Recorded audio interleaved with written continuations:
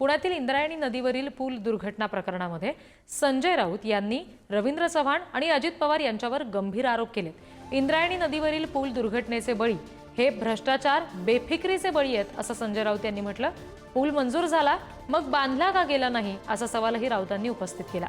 8 कोटींच्या पुलासाठी 80,000चा उल्लेख असलेल्या पत्रावर रवींद्र चव्हाणांची सही आहे असं राऊतांनी नमूद केलंय। रवींद्र चव्हाण यांनी झोपेत सही केली होती का असा खोचक सवाल सुद्धा राऊतांनी उपस्थित केलेला आहे।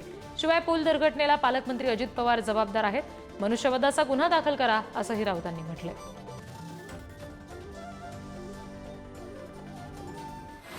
पुलाच्या निर्मितीसाठी सरकारने पैसे मंजूर केले आहेत कागदावर, मग पूल का नाही झाला?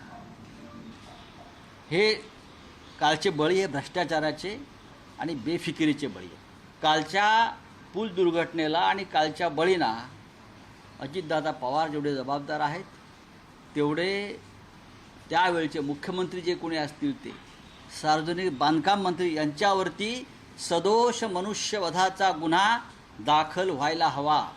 31 इंद्रायणी नदीवर जोड रस्त्यासह मोठ्या पुलाचे बांधकाम करणे, तालुका मावळ, जिल्हा पुणे अशा कामाला मंजुरी दिली रवींद्र चव्हाण यांनी। मंत्री सही करताना सुद्धा किती नॉन सिरियस असतात, झोपून असतात। अशा